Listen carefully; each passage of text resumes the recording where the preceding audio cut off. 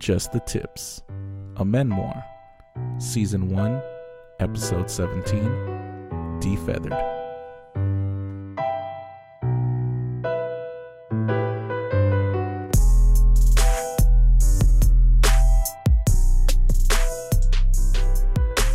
What's up? It's your boys. I'm Joe. I'm Chuck. Welcome back to Just the Tips of Menmoir, the #1 podcast on the NSFW podcast motherfucking network. Ranked #1 heavyweight champions, you understand? Yeah, we got the strap. Y'all want it? Come get it. That's right, I'm holding the belt right now. It's like 10 pounds on my shoulder. What's good? So we're bringing to y'all today, we're going to bring back two favorite segments. You know, them mailbags, those are hot fire. The mailbag is coming, so y'all get ready for that. You're welcome ahead of time. Yep. And then we're also bringing back men's health. Those are kind of like almost how we got started up in here. Yeah, if you think about it, we definitely, those are our origins, our beginnings, our true nature. The genesis. If you will. Yeah, it was microphones, podcast equipment, and hoes. And no, that's not how it happened. That's not how it started, bro. I'm pretty sure that wasn't it. I think that's how you wanted to start. I think that's what you visualized, but it didn't actually come to fruition. Wrong show. Yeah. That must be another show. It must be a different one. So let's get right into this little mini segment. Other shows, they kind of go over current events and stuff like that. That's not really what we do. Not really. But we could talk about maybe some stories out there that relate to the show. So what we did was, instead of looking up current events, we just looked up stories about being a dad or being a husband, since that's mostly what we rose. So I got a story here from, I'm sure your favorite news outlet is Fox News. Oh, yeah. Is that correct? Yeah, because everything on there is actual factual news. Yes. It's fair. 100% believable. It's balanced. And they care about people of color. Exactly. What's there not to love about Fox News? Yeah, aren't foxes brown? That's what I'm saying. Yeah, so I feel like we the same. Like we one and the same right now.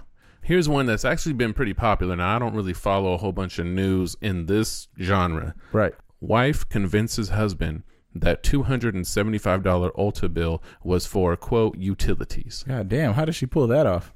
Well, let me just go through here and I'll just kind of read through it real quick. It's not very long. Someone at Trish A. Girl. She related to Forrest Gump. Trish A. God damn. Jen A. 48 A's. So she says, my dad is going through his bank statement and goes, what's Ulta? $275. Is that utilities? And my mom goes, yeah, I paid the bills. And he said, thank you. And the girl's like, I'm dying or whatever. Right. For those who don't know, what Ulta is basically a makeup store where all the clucking happens and they get this facial product in order to, reinvent their face. This was a very popular tweet, man. It had 567,000 likes. God. 1,100 comments pouring in. And tell me some of the comments. I'm very curious on what other people had to say. That's good. There's some of them here, so that works out. One chick says, LOL, this is a mom thing. Every time my mom has a new purse or a new pair of shoes, my dad asks where she got them from. And her answer is, oh, I've had them since before we got married. I think he would have figured it out by the 6th shoe, because I know women collect shoes heavy. There's no way she hasn't used that excuse the good 18 to 20 times. She would have had to bought like 7 pairs of the same shoe over all those damn years. You know what I mean? You old. Those shoes like worn out. Be like, hold on. How come these bottoms look brand new? I don't understand. Another one. Some dude responded, except I know what Ulta is. It doesn't matter though.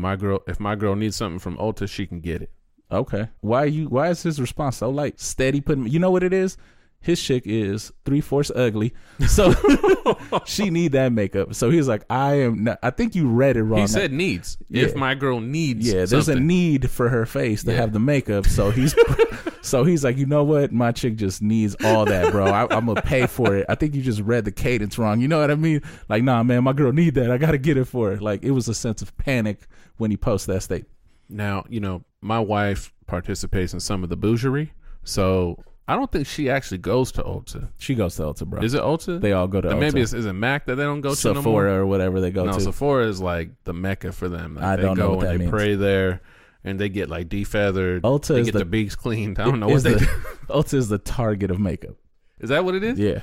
And then he says at the end, if she needs something from Ulta, she can get it. Like, is he talking about what I think he's talking about, or is he talking about what normal? Oh, I might have misread that. I apologize. You know what I'm saying? It sounds like he's saying she can get all the makeup she needs so she can get it later on that night. I mean, and if not, that's what it should be. That's what yeah, I agree with you. Yeah, I wish you would get some makeup on my dime, Kel. You finna get it. Huh? Make yourself look like someone else. So, we'll call it the stranger. We role play in our house. You know what I'm saying? We got prosthetic level makeup. We come out looking like a white woman, Cal. You know. You change your races on me, and I love it. We ain't mad. Oh my God, we finna die. Gentlemen, use this to your benefit. You know, there is that is the silver lining of makeup purchasing right there. Well, you know what? This actually kind of touches a little close to home for me. Okay, why is So, my mother-in-law, the Queen Mermaid, that? Yeah.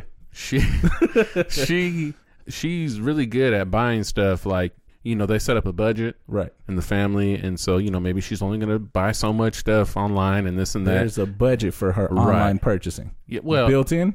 Well, probably there is. That's crazy. I think, because she would never stop. She would just keep buying stuff. So what my wife has done for many years is actually gone out and made purchases and then has them delivered to her mom's house, and then her mom will like try to hide them from me when I come over.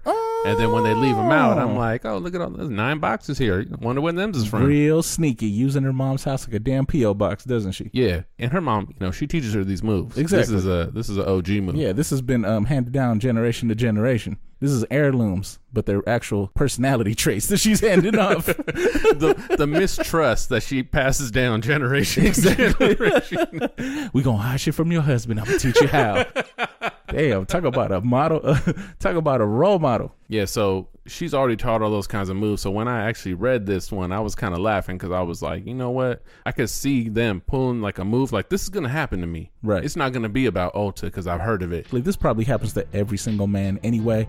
And you either got a wife or a girlfriend. She's probably already pulling this move on you. I'm not saying it's acceptable, but just plan on it happening to you.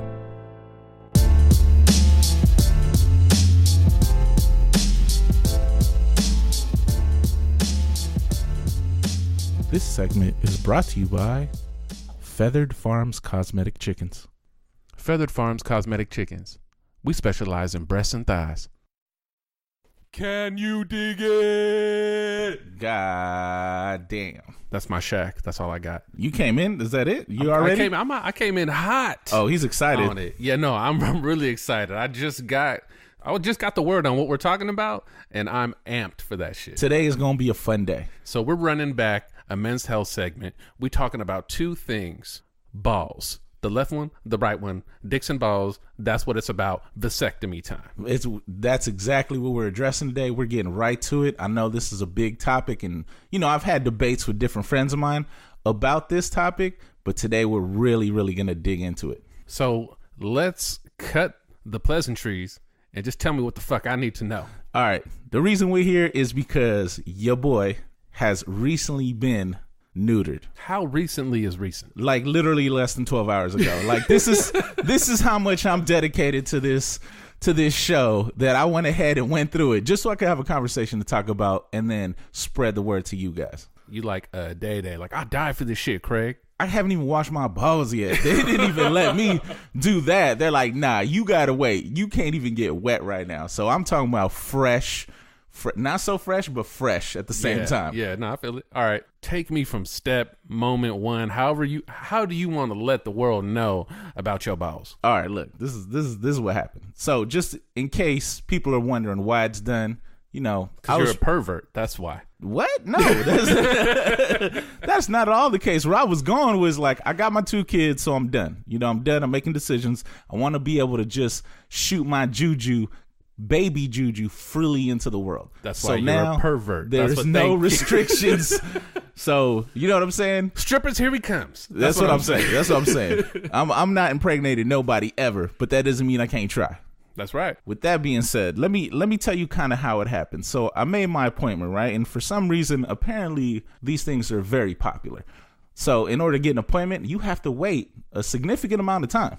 Just to be seen, or for the procedure? Just for the procedure. You got to go through a 12-step process just to decide to do it, but them to actually book you, they only had one opening in. Damn.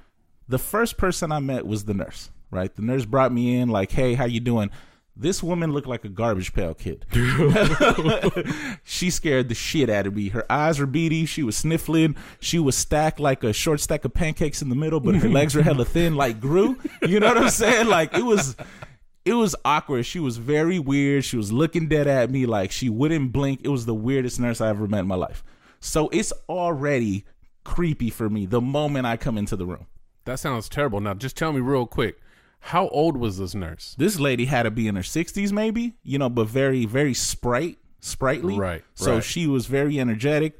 That's like a SpongeBob SquarePants looking nurse. Yeah. Okay. All right. Right. So anyway, she's having a conversation with me just about whatever, and she's going to prep me, and she's the first one to manhandle my sack just to get me prepared, right?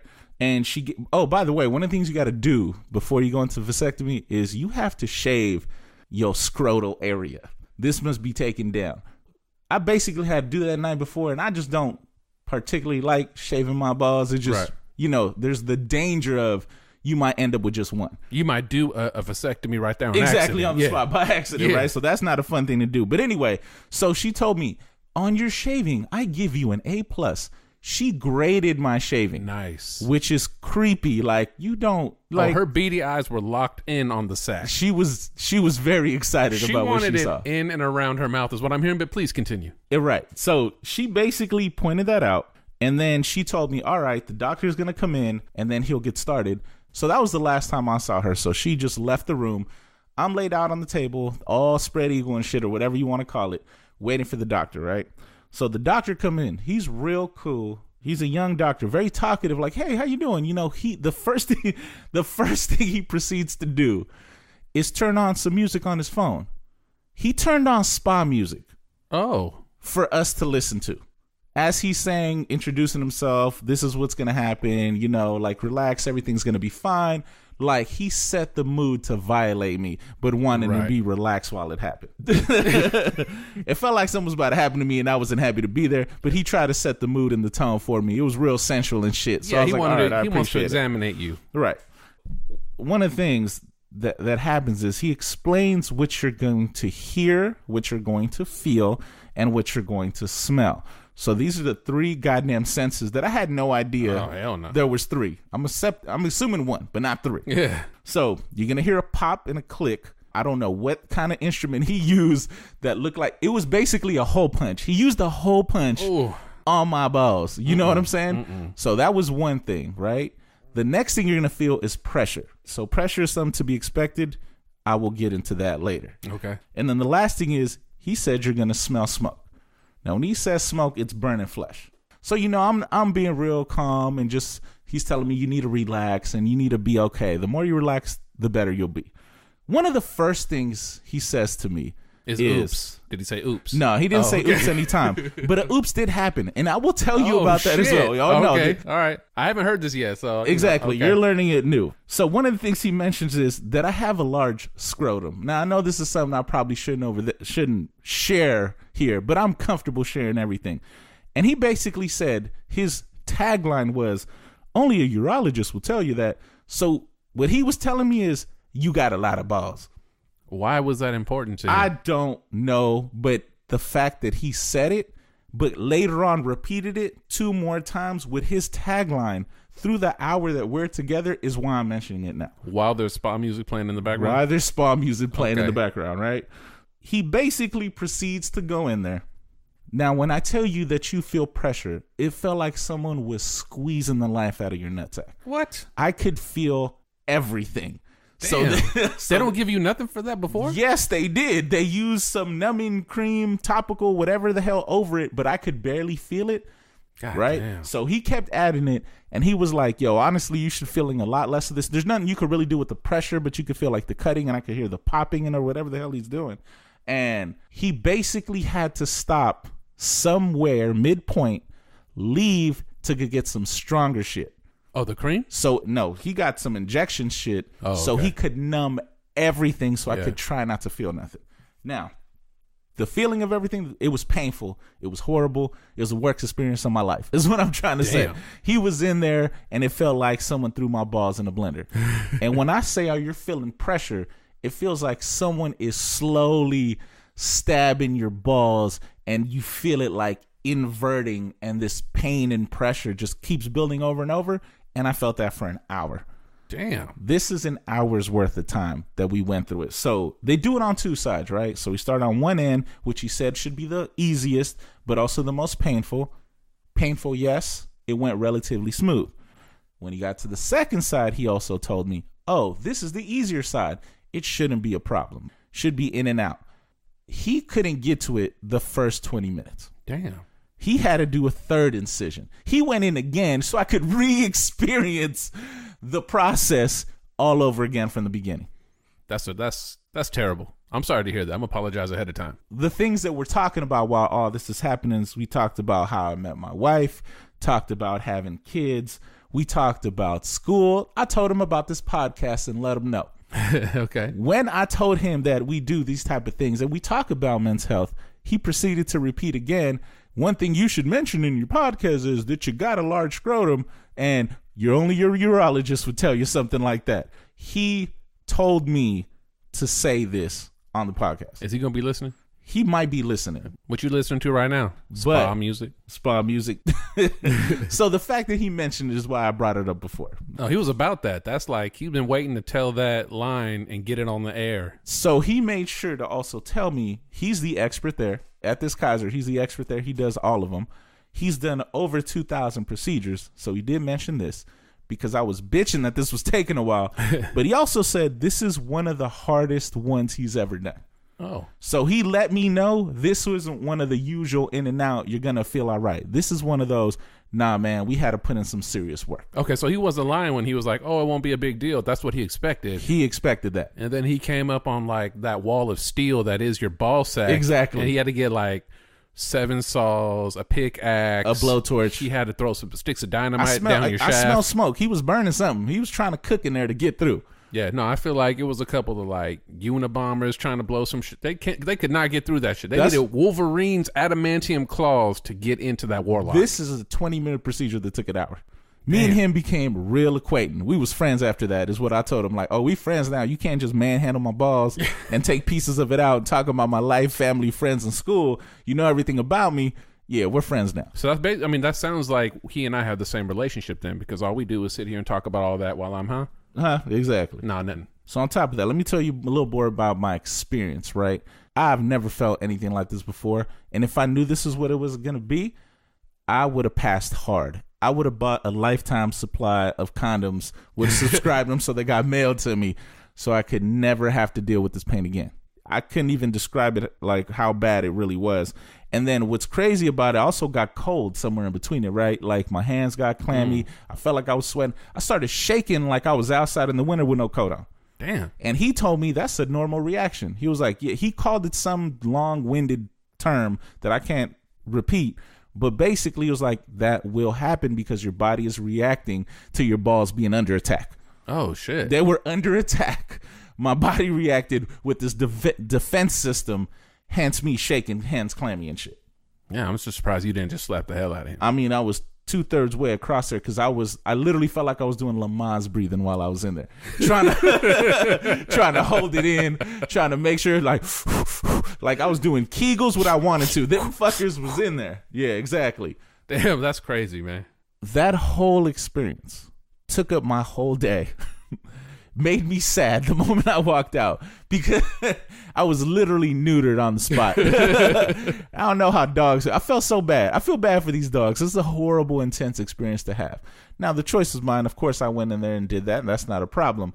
But if I knew then what I know now, I would definitely find some alternatives.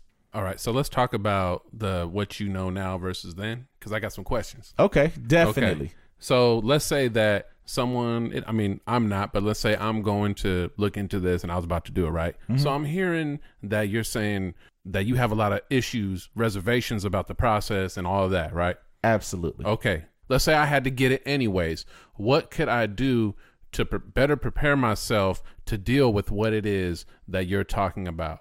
There is no preparation. There is nothing you can do to be. You know what you could do to be prepared? Bring a jock strap or something to hold your nuts up. You need to wear some good underwear for that, because the hang down is gonna feel like the stretch down. It's gonna feel like someone's pulling on your nuts. Like gravity has a harder force on them because you were just put under and just completely cut up and wiggled your balls around. They've been traumatized. There was direct trauma to your sack. So you have to be prepared to walk out and cradle them, cup them, make sure that they feel supported after that violation. So that's why, one of the things I was going to say is, why didn't you call me? Because I could have performed that service. No, I don't need none of that from you. None at all. That's a service I'm going to decline strongly. Look, I could have helped you drive both ways. Nope. Right. That's just driving. I'm not doing none of that. I'm doing none of that. Okay. And then look, I could have been in there during the procedure. Oh, no. You know what I'm saying? At the bedside. Oh, the wife came and she wanted to be in there. They said no. No one is allowed in there. We have a podcast. He would have understood. I mean, he might have. He was really digging the idea of talking about this in the podcast. I told him, can I take some notes? And he let me take notes. He said, go ahead. They didn't even allow phones in the room. And he was like, go ahead, take your notes, man. Just imagine the doctor's doing his thing, right? He got this hole puncher out. He's burning shit up, whatever's going on. Mm-hmm. And he's like, fuck, I wish I had an extra pair of hands, right? I'd be like, look, man, I don't got no hands because I'm holding Chuck's hands, but use my mouth. Nah, fuck all that. No, I'm just saying, I'm just trying to be helpful. You're not doing none of that shit. That's all you. I would have left you and the doctor alone in there with my nuts out, and I'm following the weird-ass garbage pail nurse down the hall like, bitch, I'd rather be with you right now, creeping me the fuck out, put my nuts in your rolls and shit, over being in that room. And then look, while we're in the recovery process, I come over and just clean the treated area. You don't want to do none of that. And that's helpful, though. I already was violated by one man. I'm not letting it happen ever again in my life. And this is the only man who's ever done some shit like that to me, and I'm never letting it happen again. Maybe I come through with the midnight penis checks. Nope. Not even once. Not one. Not ever. Okay. Don't get excited. Now, do you feel like on the heels of this, you ready to go get that examination from the previous? Fuck no. Health? I mean, I'm just feeling like that's a good segue. My stance is even stronger now. No other man is going to violate me in any way, shape, or form. That's not happening. Like, I'm standing strong on our previous men's health section.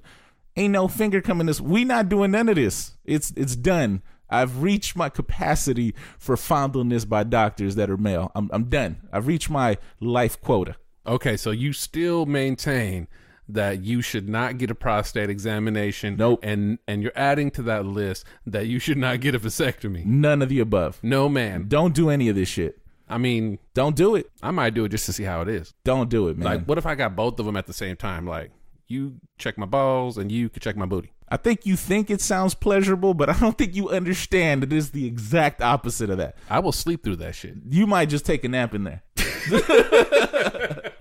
I need all this stuff to be done at once because my medical benefits is light and they can't really cover all of this. So I'm trying to consolidate all this at once. The doctor would be very concerned because I wouldn't go into that fight or flight. Right. You know, there ain't no shaking going on. He's like, wait a minute, man, this dude is snoring. Yeah, he's too comfortable. Like, I'll be asking for some wine. Right. Some Luther Vandross in the background. You want to make sure it's a nice feel for you, a nice environment. Let the creepy nurse come in. We can talk. Nah, you don't want her there either.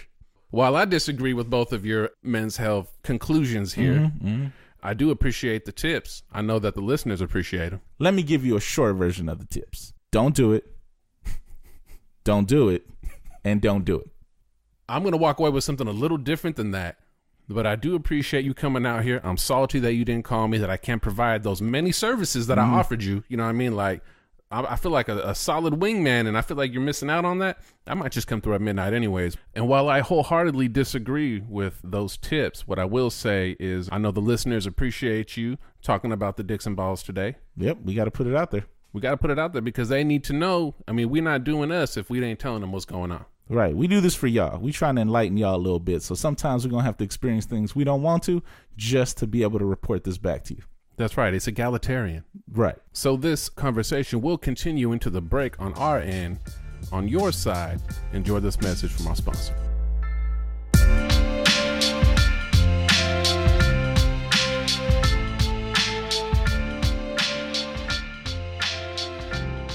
This segment brought to you by Chris's all-natural gray water.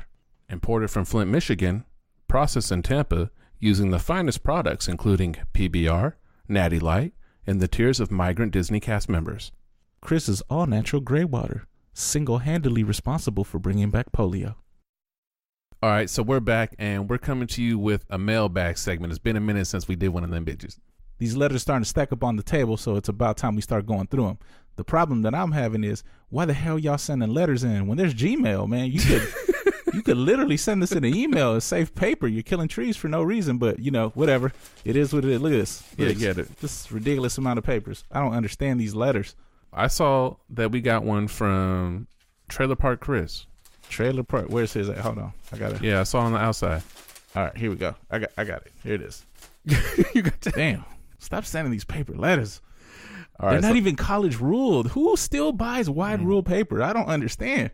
Remedial people. That's I guess, man. Using not number 2, number 3 pencils. Well, he apparently light lead. He apparently addresses his correspondence Trailer Park Chris and puts a stamp on it, so he probably is using number 3 pencils. Right, one-legged Trailer Park Chris on it. All right, let me read this letter. Let's just jump into it. All right. So it says, "Dear Chuck and Joe, my wife runs me like Barack Obama's Kenyan high school cross-country coach." Wait, goddamn! What the man? Okay, so Trailer Park Chris is living down to his expectation of being ultimately racist. Yeah, he got one of them MAGA hats on right now, and I don't think he realized there's minorities that do this podcast. So he continues, "If your wife doesn't like your friend," not plural, just one friend. Yeah, doesn't like your one friend. Yeah, only one person in the trailer park, huh, Chris? Hope it's not your cousin. Do you drop them or take a stand? Forever alone, one arm Trailer Park Chris.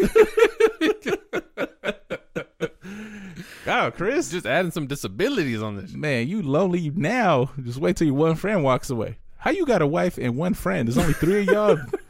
There's some inconsistencies that I want to talk about first. Something don't make sense. Something's not adding up. So you have one friend and your wife don't want you to have the friend, so your wife's not your friend. I feel like Chris is fucking up. I don't know. Chris made some decisions in his life that are not panning out. He's married in the trailer park with someone that don't want him to be happy. Well, I'm not surprised to hear that. If you would have listened to us before you got married, you wouldn't have none of these fucking problems. Right. The moment you got married is the moment your wife decided to ruin your life forever. So you know she ain't gonna like none of your happy, no matter where you get it from. Especially you're not no friends. Friends can't make you happy. So let's try to answer his question. If your wife doesn't like your friend, do you drop them or take a stand? Now, it really depends on if this friend, did you bring this friend into the marriage? Did they come with you? Or was this a friend that you gained during your marriage? Because it matters to me. Yeah, it matters how long you've been friends. It could matter if this is a friend after you met your wife versus before you met her. You know what I'm saying? So like do they have tenure? Now, I feel like I'm a great judge of character. So if you're a friend of mine, that means you've passed a few obstacles to be my friend. So you've earned your position. So if you came in prior to the marriage, I feel like, yeah, why don't, take a stand for your friend. I'm not saying bring him around the house all the time and your wife got to like him, but you can still hang out with him on, alternating weekends and stuff like that. Custody of these yeah, exactly. You could line it up so I could see you every other Friday. We could hang out. I don't have to stop being your friend. I just have to stop bringing you around my house. Well, there's some other things to consider though. Like so what? Not just like whether or not you have tenure, you also have the gender of the friend.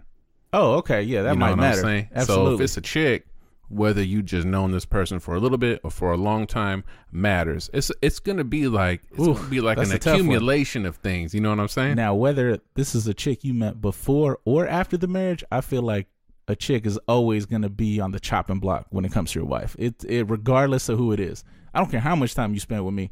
She gonna be like, that can't be your friend no more. You got to clear the slate. Yeah. So any post-marriage female friend, like you're fucked. Off top, because they, number one, they shouldn't be your friend to begin with unless they're married. And if they are married, they probably shouldn't be reaching out to you on their own. You know what I'm saying?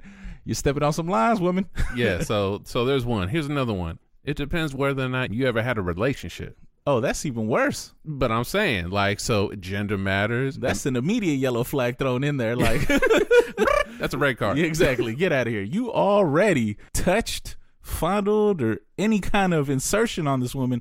Of course, they're not going to want them around. And that's another level. Whether or not you just dated, like, oh, I dated her. We went on 2 dates. It was nothing. Versus, I never dated her, but we used to fuck. If I dated you, I was inside you at some point. You know what I'm saying? Like, that's how I'm just basing it off of most men. Be like, if we dated, I know what that means. All right. So we're going to go with, so if you dated and or fucked, you're fucked. Exactly. Not in a good way, friend. So far, I'm feeling like none of these apply to Trailer Park Chris. No, not at all. Yeah, I'm pretty sure he's talking about his male companion, if you will. There also depends on whether or not that friend did something to me, because sometimes women get real territorial. That's right. So something like that could come into play that may or may not be an issue. What if they did something to her? Right. So it depends if they have like a clean slate is basically what the issue is.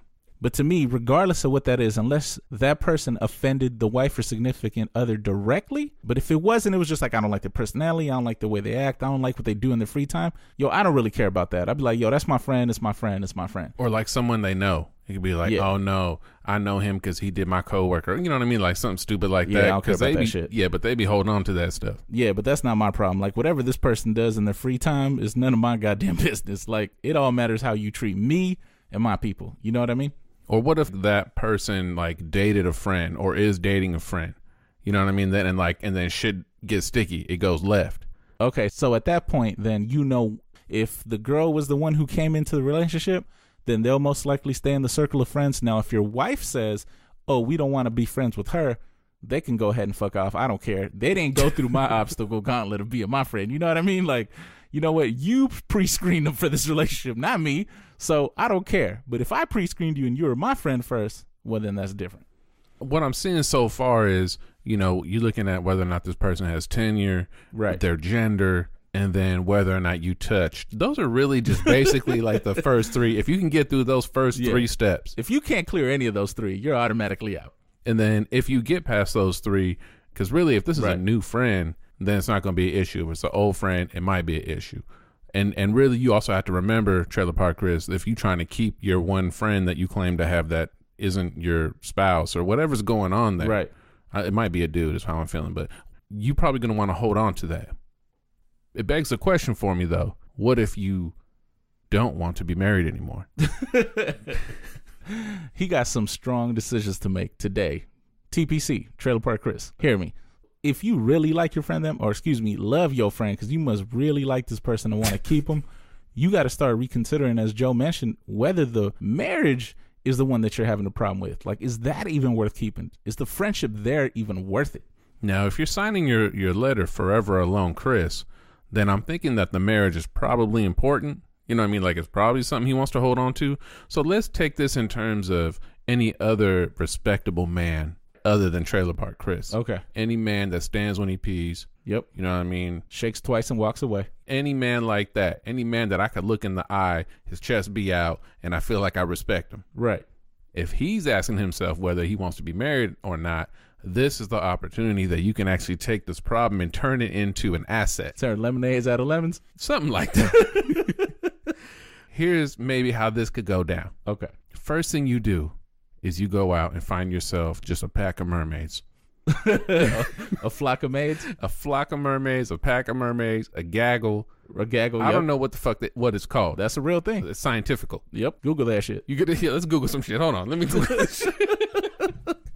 That's a real thing. So is it like goose and geeseses? Yeah, some. Mermaid and mermaises? I don't know. That's some Bill Nye shit. I can't even fuck with that. But this is what you do. You befriend these hoes. The gaggle of bitches. You start... you getting them on the Instagram, you get them on all the social media, and just start putting out those thirst traps. Yep. Because you know they're going to start liking. That's going to get your ladies' attention. Yep, cheese on the board.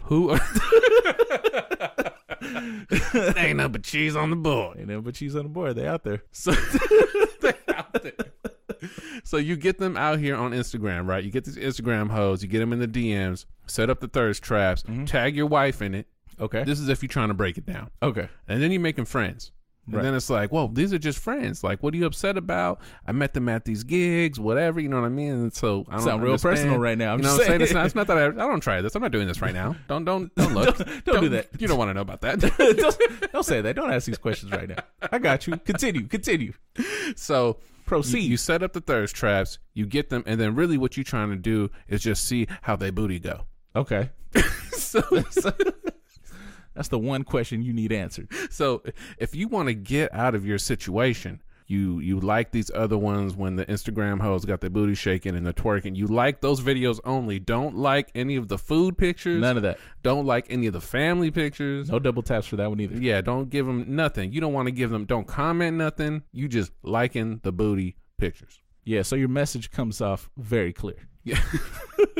Ain't no confusion about what you're doing here. So if you want to get out of your current situation, and I'm talking to you, Israel, Because clearly you did not take the advice. Damn. I was going to say he's getting roasted by proxy. Yeah, Israel's fucking up. We're talking about Chris, but we talking about Israel, though. Yeah, Israel's fucking up through Chris right now. Okay, you know? All right. As long as he knows that. So if you want to get cut loose, if you want to get up out of this, we're giving you the answers right now. Israel. Fuck you, Trailer Park Chris. We don't give a fuck about you no more. Israel. Right. Listen to me, bro. You fucking up. Okay? You could be out here just tagging all these wild hoes. So what you need to do is open up Instagram right now. Double tap these Instagram booties. And move on. We're trying to save Israel. He's one of our only guys left. He isn't married yet. We're trying to save him from the suffering. Israel, listen to Chris. Look, he's writing us, asking us these questions. You want this for you? Is this what you want for your life? Yeah, Chris has already clearly took a loss already. Chris has no hope. He's picking up L's all over the trailer park. You know what I'm saying? They're all over the place. He's over here like Easter egg hunting L's because he's asking remedial last questions right now. Chris is in the Tampa Bay trailer park bouncing on dicks like pogos. I'm not really worried about him right now. You know what I mean? I'm worried about Israel. Can we get back to Israel? All right. Israel, don't do it. Save yourself.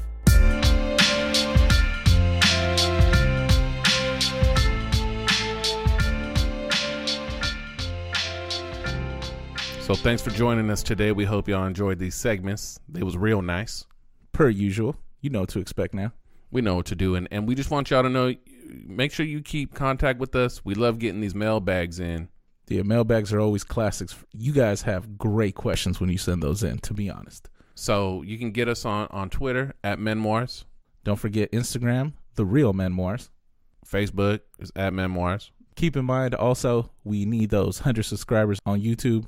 Make sure you go in there, click subscribe, follow. It's the same shit right now, but who cares? You know what I mean? Give me a subscriber, goddammit. Yeah, we need to get those so y'all can get us. That's right. Also, don't forget the merch store on Spreadshirt. Just the tips of Menmoir. Look it up. Yeah, we got panties, underdraws, G-strings, edible underwear with our logo on the front of it. Yeah, I ate them all though. It's legit. Huh? Look it up. So make sure you catch us on all that social media. Get us on YouTube. Menmoirs.men is the website. Thanks for tuning into this episode. We appreciate it. I'm your co-host. I'm Joe. I'm Chuck. And this is Just the Tips, and we out. Deuces.